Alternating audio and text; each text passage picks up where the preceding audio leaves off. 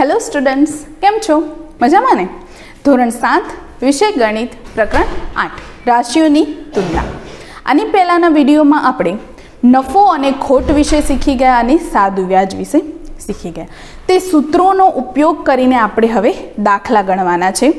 તો તેના માટે આપણે જોઈએ સ્વાધ્યાય 8.3 નફો ખોટને લગતા દાખલા છે અને ટકાવારી આવશે. બરાબર છે. છેલ્લે આપણે બે સૂત્રો શીખ્યા હતા કે નફાને ટકામાં ફેરવવા માટેનું સૂત્ર અને ખોટને ટકામાં ફેરવવા માટેનું સૂત્ર. તો આપણે આ દાખલામાં તેનો ઉપયોગ કરવાનો છે. તો સૌથી પહેલાં નીચેના વાક્યો પરથી નફો ખોટ શોધો. હવે આ જે એક વાક્ય આપેલું છે તેના પરથી આપણે નક્કી કરવાનું છે કે ખોટ થાય છે કે નફો થાય છે. અને નફાની ટકાવારી અને ખોટની ટકાવારી પણ શોધો. જો નફો થતો હોય તો તેની ટકાવારી શોધવાની છે અને જો ખોટ થતી હોય તો તેની ટકાવારી શોધવાની છે. તો પહેલો દાખલો જોઈએ કે બગીચામાં વપરાતી કાતર 250 રૂપિયામાં ખરીદી. હવે તમારે એવું ધારી લેવાનું કે તમે પોતે ખરીદી છે.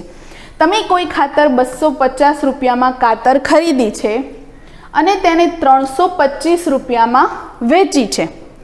250માં ખરીદી અને 325માં વેચી નાખી. તો આને શું કહેવાય? વેચાણ કિંમત કહેવાય. આને શું કહેવાય? ખરીદી એટલે ખરીદ કિંમત અથવા મૂળ કિંમત. બરાબર છે. તો વેચાણ કિંમત વધારે છે તો તમને શું થશે? નફો. આમ પણ તમે એમને પણ જોઈ શકો છો કે 325માં તમે વેચો તો તમને શું થાય છે? નફો જ થાય છે ને. તો તેના માટે શું કરવાનું? તો કાતરની ખરીદ કિંમત 250 રૂપિયા છે, વેચાણ કિંમત 325 રૂપિયા છે. તો તમને શું થશે? નફો. નફો શોધવા માટે આપણે સૂત્ર શું હતું? મોટી કિંમતમાંથી નાની કિંમત બાદ કરવાની. મોટી કિંમત કઈ છે? જોઈ લ્યો. વેચાણ કિંમત મોટી છે તો વેચાણ કિંમત પહેલાં આવશે. તો નફો બરાબર વેચાણ કિંમત માઇનસ ખરીદ કિંમત. વેચાણ કિંમત કેટલી છે? 325 રૂપિયા. ખરીદ કિંમત કેટલી છે? 250 રૂપિયા. બાદબાકી કરો તો જવાબ આવે છે ₹75. એટલે તમને કેટલા રૂપિયાનો નફો થાય છે? 75 રૂપિયાનો નફો થાય છે. હવે નફાના આપણે ટકા શોધવાના છે. તો એ માટેનું સૂત્ર શું હતું? નફો છેદમાં મૂળ કિંમત, તેને ટકામાં ફેરવવા માટે 100 વડે ગુણાકાર. તો નફોના છેદમાં ખરીદ કિંમત ગુણ્યા 100. નફો કેટલો છે? 75 રૂપિયા. ખરીદ કિંમત કેટલી છે? 250 રૂપિયા. તો 75ના છેદમાં 250 ગુણ્યા 100. છેદ ઉડાડવાના છે. 0 0 નીકળી જશે. 25 તેરી 75 થાય. 25 3 75. હવે છેદમાં કંઈ જ વધ્યું નથી. અંશમાં શું વધ્યું? 3 અને 10. તો 10 ગુણ્યા 3 કેટલા થશે? 30%. તો કાતરના વેચાણ પર 30%નો નફો થાય છે. ત્યારબાદ બીજો દાખલો જોઈએ કે એક ફ્રીજ ₹12,000માં ખરીદેલું છે. તો એની ખરીદ કિંમત કેટલી થઈ? ₹12,000. અને 13,500માં વેચ્યું છે. હવે તમારે વિચારી લેવાનું કે તમે કોઈ ફ્રીજ 12,000માં ખરીદો છો અને તમારા કોઈ ફ્રેન્ડને કે કોઈ ઓળખીતાની 13,500માં વેચો છો. તો તમને શું થશે? ફાયદો થશે ને, એટલે કે નફો થાય છે. તો નફામાં વેચાણ કિંમત હંમેશા કેવી હોય? વધારે. હવે નફો શોધવા માટે શું કરવાનું આપણે? વેચાણ કિંમત માઇનસ ખરીદ કિંમત. જો આ કઈ નિશાની છે? ગ્રેટર ધેનની. એનો અર્થ શું થશે? કે વેચાણ કિંમત ખરીદ કિંમત કરતાં કેવી છે? વધારે. બાદબાકી કરીએ. 13,500 માઇનસ ₹12,000. તો બાદબાકી કેટલી આવે છે? 1,500 રૂપિયા. એનો અર્થ શું થશે? કે તમને 1,500 રૂપિયાનો નફો થાય છે. હવે તેને આપણે ટકામાં પણ શોધવાનું છે. તો નફોના છેદમાં ખરીદ કિંમત ગુણ્યા 100. નફો 15,000 છે. આપણી મૂળ કિંમત કેટલી છે? 12,000 ગુણ્યા 100. છેદ ઉડાડવાના છે. 0 0 નીકળી જશે. 120 છેદમાં ઉપર 150. આ 0 0 પણ નીકળી જશે. નીચે શું વધ્યું? 12. 4 તેરી 12. 15ના અવયવો પડશે 5 તેરી 15. પરંતુ 150 હતા માટે 0. તો 5 તેરી 15 ને 1 0 150 થશે. નીચેથી 3 ને ઉપરથી 3 નીકળી જશે. ઉપર 50 છે, નીચે 4 છે, તો 50ના અવયવો શું પડશે? 25 દુ 50. 4ના અવયવો પડશે 2 દુ 4. 2 નીકળી જશે. શું વધ્યું? ઉપર 25, નીચે 2. તો 25 ભાગ્યા 2 કરીએ તો કેટલા થાય? 12.5%. તો ફ્રીજના વેચાણમાં કેટલા ટકા નફો થાય છે? 12.5%નો નફો થાય છે. એના પછી છે એક કબાટ રૂપિયા 2500માં ખરીદ્યું અને રૂપિયા 3000માં વેચ્યું. આગળનો દાખલો હતો તે જ રીતે 2500માં ખરીદ્યું, 3000માં વેચ્યું. વેચાણ કિંમત વધારે છે માટે શું થશે? નફો. નફો મેળવવા માટે આપણે વેચાણ કિંમતમાંથી ખરીદ કિંમત બાદ કરીશું. તો બાદ કરતાં આપણે જવાબ શું મળે છે? 500 રૂપિયા. એટલે કે 500 રૂપિયાનો નફો થાય છે. હવે નફાને આપણે ટકામાં ફેરવવા માટેનું સૂત્ર નફોના છેદમાં ખરીદ કિંમત ગુણ્યા 100. નફો છે આપણે 500 રૂપિયા, ખરીદ કિંમત છે 2500 રૂપિયા ગુણ્યા 100. છેદ ઉડાડીએ, 0 0 નીકળી ગયા, પાછું 25. ઉપર 100 છે, નીચે 5 છે, તો 20 5 100 થશે. તો શું વધ્યું? 20%. માટે કબાટના વેચાણમાં 20%નો નફો થાય છે. એના પછી છે ચોથો દાખલો કે એક સ્કર્ટની પડતર કિંમત. જો અહીંયા પડતર કિંમત આપી છે એનો અર્થ શું કે આમાં કોઈ પણ વધારાનો ખર્ચ થયેલો હશે. પડતર કિંમત છે રૂપિયા 250 અને વેચાણ કિંમત છે 150 રૂપિયા. જો તમે કોઈ ફ્રોક લીધું છે, 250 રૂપિયામાં ખરીદ્યું છે અને 150માં વેચો છો, તો તમને કેટલા રૂપિયાનું નુકસાન જશે? 100 રૂપિયાનું. એટલે અહીંયા શું થશે? ખોટ જશે. તો સ્કર્ટની પડતર કિંમત બરાબર રૂપિયા 250, વેચાણ કિંમત રૂપિયા 150. પડતર કિંમત એટલે કે મૂળ કિંમત વધારે છે, વેચાણ કિંમત ઓછી છે, તો શું થાય?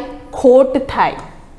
તો ખોટ બરાબર વધારે કિંમત હોય તે આગળ આવે. અહીંયા શું વધારે છે? 250, મોટી સંખ્યા છે, તો માટે પડતર કિંમત આગળ આવશે. તો પડતર કિંમત માઇનસ વેચાણ કિંમત. 250માંથી 150 બાદ કરીએ તો 100 રૂપિયા વધે છે. એનો અર્થ એ થયો કે 100 રૂપિયાની ખોટ થાય છે.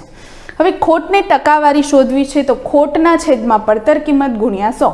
ખોટ 100 રૂપિયા, પડતર કિંમત હતી 250 રૂપિયા. 0 0 નીકળશે,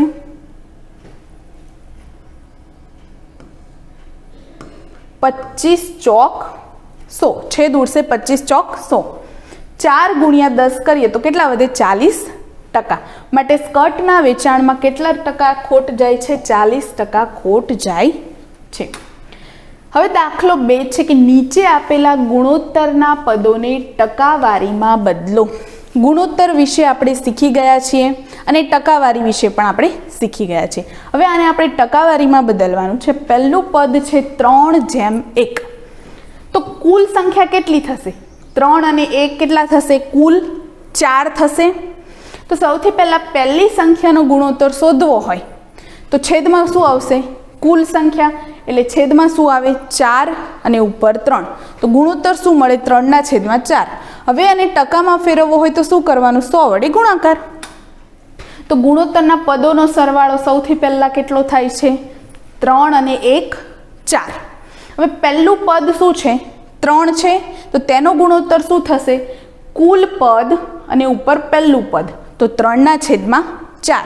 આ આપણે શું મળ્યું? ગુણોત્તર એટલે અપૂર્ણાંક મળ્યો. તેને ટકાવારીમાં ફેરવવા આપણે શીખી ગયા. શું કરવું પડે? અપૂર્ણાંકને ટકાવારીમાં ફેરવવા 100 વડે ગુણાકાર. તો 100 વડે આપણે ગુણાકાર કર્યો. છેદ ઉડાડશું, 25 ચોક 100. ઉપર શું વધ્યું? 25 અને 3. 25 ગુણ્યા 3 કેટલા થાય? 75%. ગુણોત્તરનું બીજું પદ જોઈએ. બીજું પદ શું છે? 1. તો ઉપર 1 આવશે, છેદમાં કુલ પદ એટલે 4. 1/4 ગુણ્યા 100. અહીંયા પણ છેદ ઉડશે, 25 ચોક 100 અને 25 એકા 25, એટલે બીજા પદનું ટકા શું થશે? 25%. બીજું છે 2:3:5. આમાં પણ સૌથી પહેલાં સરવાળો કરવાનો. સરવાળો થઈ ગયા બાદ ગુણોત્તર શોધવાનો અને તેને 100 વડે ગુણાકાર. ત્રણેય પદોનો સરવાળો 2 + 3 + 5 કેટલો થાય છે? 10.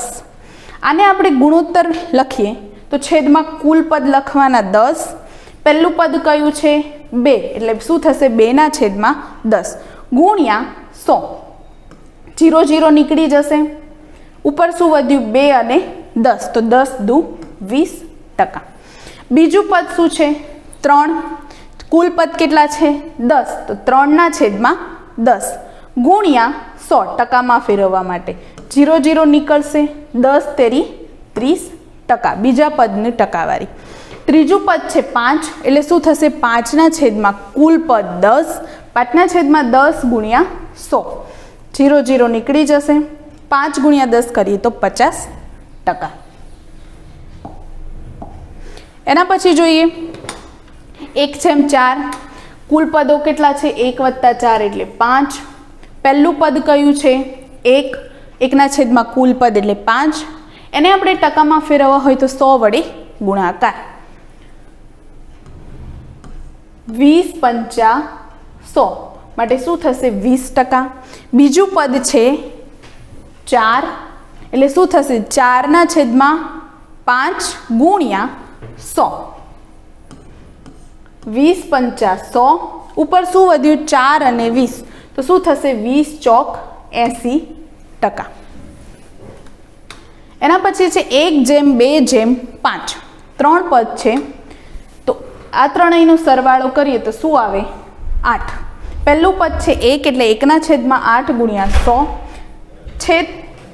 100/8 કરીએ તો 12.5%. બીજું પદ છે 2, એટલે 2/8 ગુણ્યા 100. અહીંયા આપણે 2 ચોક 8 અને 25 ચોક 100. છેદ ઉડાડતા શું વધે છે? 25%. ત્રીજું પદ છે 5, તો 5/10 કુલ પદ 8 ગુણ્યા 100. છેદ ઉડાડતા શું વધે છે? 62.5%. તો દાખલા 2 માં આપણે ગુણોત્તરની મદદથી ટકાવારી શોધી. Thank you.